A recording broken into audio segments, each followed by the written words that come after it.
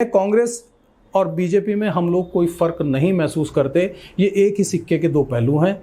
सिर्फ फर्क इतना सा है कि कांग्रेस ने कहा और रास्ता बताया और भारतीय जनता पार्टी उसे अमल में ला रही है। मोदी जी को मोदी जी बनाने वाली कांग्रेस है।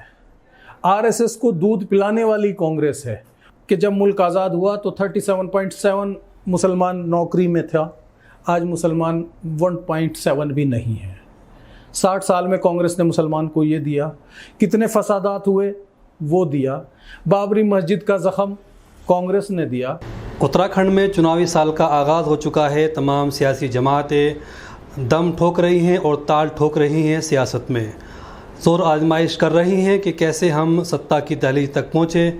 ऐसे ही एक पार्टी है AIMIM, जो हैदराबाद से चलकर बिहार होते हुए, बंगाल होते हुए और यूपी के रास्ते उत्तराखंड भी पहुंच चुकी है। आज हमारे साथ मौजूद हैं AIMM के प्रदेश अध्यक्ष डॉक्टर नय्यर काज़मी साहब। उनसे जानेंगे उत्तराखंड में उनकी पार्टी क्या करने जा रही है, क्या उनके मंसूबे हैं, कितनी सीटों पर चुनाव लड़ेंगे और क्या वो देखते हैं। आइए उन्हीं से बात करते हैं, डॉक्टर नय्यर काज़मी से आज एक ख़ास मुलाकात। डॉक्टर साहब, आपका हमारे चैनल पर इस्तकबाल है। आपकी जमात हैदराबाद से निकलकर बिहार होते हुए, बंगाल होते हुए उत्तर प्रदेश के रास्ते उत्तराखंड में पहुंच चुकी है। यहाँ पर अपनी सियासी ज़मीन तलाश कर रही है। क्या आगामी चुनाव में आपके मंसूबे क्या हैं?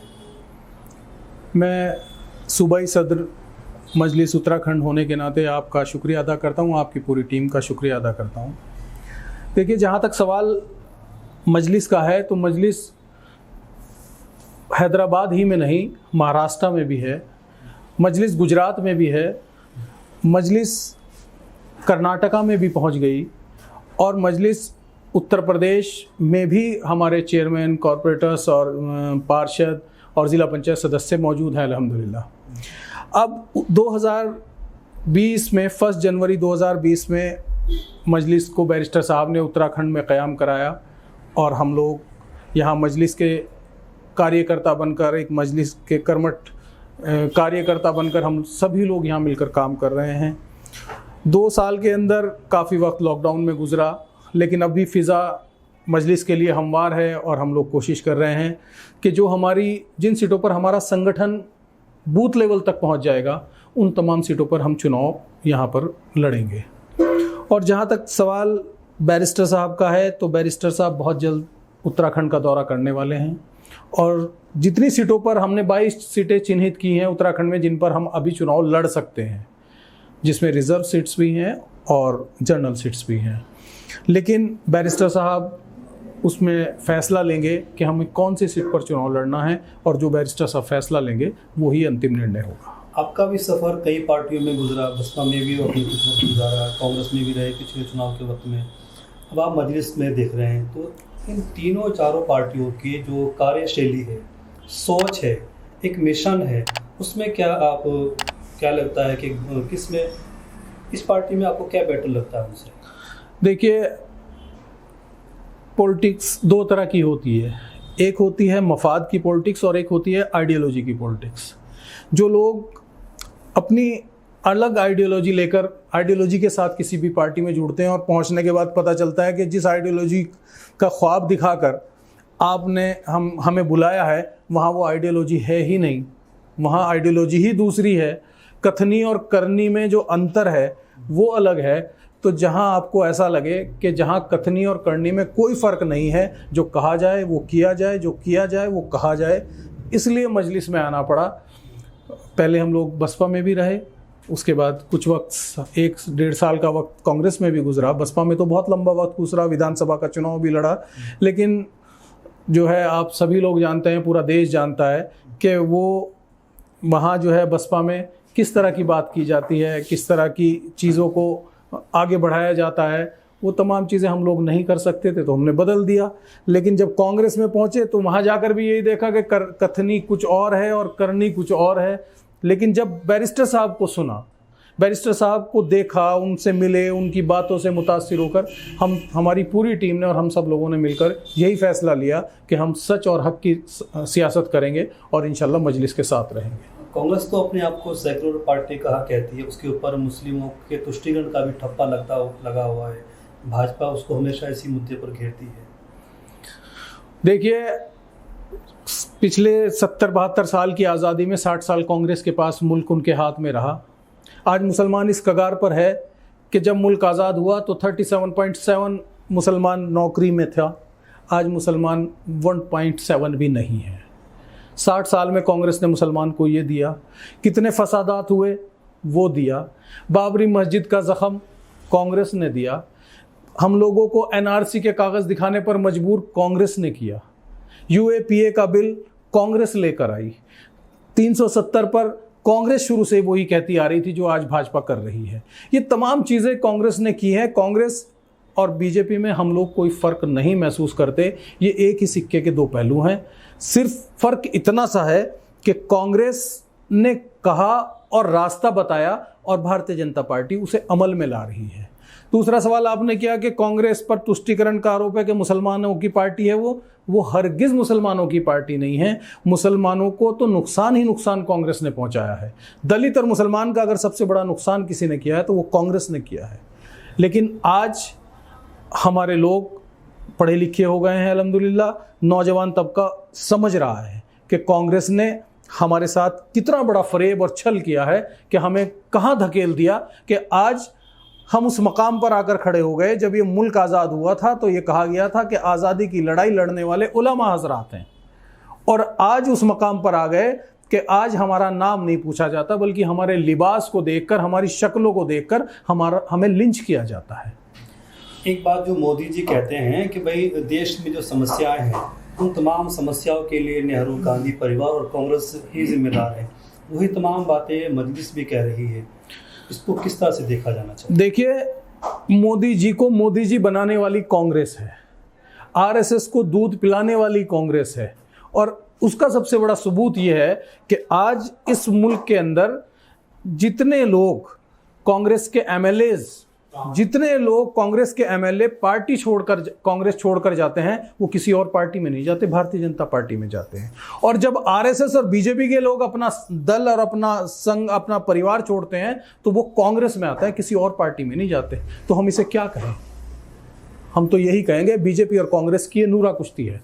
इस देश को एक शख्स सेकुलर कहकर हम लोगों को बेवकूफ़ बना रहा था।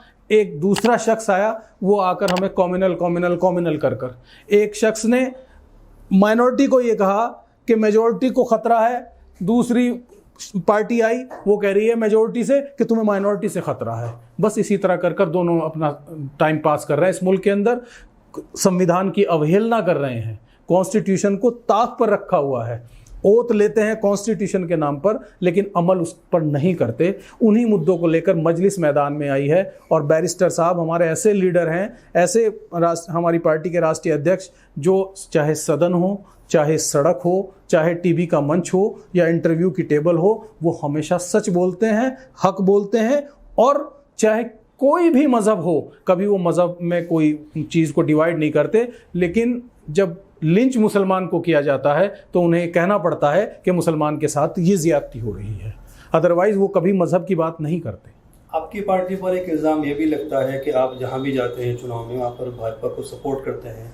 बैरिस्टर साहब के जो बयान हैं वो होते तो है मुसलमानों की फलाह के लिए, उनकी तरक्की के लिए, उनको नए ख्वाब दिखाने के लिए, लेकिन उनका जो फ़ायदा होता है वो भाजपा को हो जाता है। ऐसा एक इल्ज़ाम देश भर में आपकी पार्टी के ऊपर लगता है। देखिए, हम तेलंगाना में चुनाव लड़े, हम महाराष्ट्र में चुनाव लड़े, हम बिहार में चुनाव लड़े, हम बंगाल में चुनाव लड़े। अब इनमें से कोई एक सीट बताइए मुझे जिसके ऊपर हम हारे हों और कांग्रेस हारी हो और बीजेपी जीती हो। एक भी सीट नहीं है अभी तक पूरे इंडिया में कि जहां हाँ हमने बीजेपी को हराया, हमने शिवसेना को हराया। अभी गोधरा के अंदर मेयर, वाइस मेयर मजलिस का बना है। 30 साल से बीजेपी का मेयर था, आज मेयर निर्दलीय है और वाइस मेयर जो है वो मजलिस का है, मजलिस ने हटाया है। इम्तियाज़ जलील साहब औरंगाबाद से एमपी हैं, 21-22 साल बीच शिवसेना का एमपी वहाँ मौजूद था, लगातार जीतता आ रहा था, मजलिस ने उसे हराया है। एक भी सीट ऐसी नहीं है जिस पर आप ये कह सकते हो सिर्फ ज़ुबानी कहने से कि जहाँ हम जाते हैं वहाँ बीजेपी को फ़ायदा होता है। कोई कैलकुलेशन एक बताइए। बिहार का आप लोगों के सामने लोग वो कहते हैं कि बिहार में ऐसा हो गया।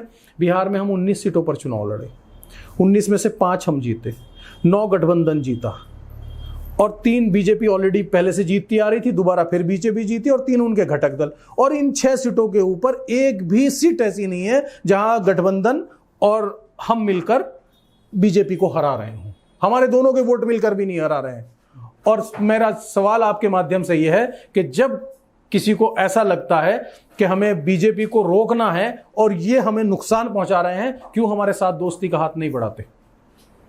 हमारे कायद ने, हमारे लीडर ने खुला वो दिया है ऑफर कि ठीक है, अगर आप लोग बीजेपी को रोकना चाहते हैं तो आइए हमारे साथ मिलिए और हम साथ मिलकर बीजेपी को रोकेंगे, लेकिन नहीं करना चाहते। ऐसा लगता है पार्टीज को कि जो आपका एजेंडा है मुस्लिम का, उसके साथ जो पार्टियां आएंगी उनका जो अपना हिंदू वोट बैंक है वो बिखर जाएगा। ये खतरा तो नहीं लगता है उन पार्टी? नहीं, हम हिंदू और मुसलमान की तो बात ही नहीं करते। हम तो उन लोगों की बात करते हैं जो मजलूम हैं, जो कमज़ोर हैं, जो मजदूर हैं, जिनके साथ जुल्म हो रहा है, जिनके साथ ज्यादती की जा रही है, हम लोग उनकी बात करते हैं। अब अनफॉर्चुनेटली अगर वो मुसलमान है तो इसमें हमारा क्या कसूर है? जब दलित और मुसलमान के साथ लिंच किया जा रहा है, मॉब जो है घेर कर उन्हें मार रही है, या तो दलितों को मार रही है, मुसलमानों को मार रही है, बताइए पूरे हिंदुस्तान में किसी और को मारा क्या? उत्तराखंड में आपकी क्या तैयारी है? कितनी सीटों पर आप अभी तक अपना संगठन खड़ा कर पाए? उत्तराखंड में हरिद्वार जिले में अल्हम्दुलिल्लाह हमारा संगठन खड़ा हो गया है। देहरादून की 3 सीटों पर हमारा संगठन खड़ा हो गया है और रुद्रपुर में हमने 6-7 सीटों पर हमारा संगठन खड़ा हो गया। नैनीताल में 2 सीटों पर, नैनीताल और हल्द्वानी पे हमारा संगठन खड़ा हो गया है। और इंशाल्लाह जहाँ जहाँ हमारा संगठन बूथ लेवल तक पहुँचेगा, इंशाल्लाह वहाँ हम चुनाव लड़ेंगे और बैरिस्टर साहब जहाँ जिन सीटों पर कहेंगे उन सीटों पर हम चुनाव लड़ेंगे। क्या यहाँ किसी पार्टी, क्षेत्रीय पार्टी से यूकेडी, आम आदमी पार्टी, बसपा या किसी और पार्टी से गठबंधन की बात हो सकती है? बिल्कुल हो सकती है। बैरिस्टर साहब ने जो बात कही है वो हमारे लिए वही मान्य है कि हम बीजेपी को रोकने के लिए किसी भी क्षेत्रीय दल के साथ खड़े होने के लिए तैयार हैं, बशर्ते कि वो बीजेपी को रोक सकता हो और उसके अंदर अपनी भी ताकत हो। उत्तराखंड में कांग्रेस अगर आपको ऑफर करती है गठबंधन के लिए तो क्या आप पहल करेंगे? नहीं, कांग्रेस के साथ तो हम पहल नहीं कर सकते। जो डिसीजन होगा उसमें जो है हमारे राष्ट्रीय अध्यक्ष जी का होगा। हम अगर ऐसी नौबत आई कि कांग्रेस ने पहल की तो हम अपने राष्ट्रीय अध्यक्ष जी को सूचना देंगे, जो उनका फैसला होगा वो करेंगे। अभी जो आपका संगठन आपने बताया हरिद्वार, उधम सिंह नगर और देहरादून में खड़ा हो गया है, तो यहाँ संभावित कितने टिकट आपको लग रहे हैं कि आप दे पाएंगे? देखिए, ये तो चुनाव नज़दीक आने पर ही पता चलेगा कि कितने संभावित टिकट होंगे, लेकिन मैंने आपसे पहले भी अर्ज किया था, फिर ये बात कह रहा हूँ कि जिन सीटों पर हमारा संगठन बूथ लेवल तक पहुँच जाएगा और हम अपने आप को महसूस करेंगे कि हम इस सीट पर फाइट करने की स्थिति में हैं, हम उन्हीं सीटों पर चुनाव लड़ेंगे। क्या कोई दूसरी पार्टी की, जैसे चुनाव के समय होता है उनको टिकट नहीं मिलता, नाराज़ होते हैं अपनी पार्टियों से, वो दल बदल के दूसरी पार्टी में शामिल होते हैं, आप भी चाह रहे हैं कुछ ऐसे लोग, मजबूत लोग जो आपके यहाँ आ जाए? बिल्कुल, मजबूत कोई आएगा और जो हमारी आइडियोलॉजी से इत्तिफाक रखता होगा तो हम उसे बिल्कुल टिकट देंगे। ठीक है, हमसे बात करने के लिए नईरत साहब आपका बहुत बहुत शुक्रिया। आपका भी बहुत बहुत शुक्रिया, धन्यवाद।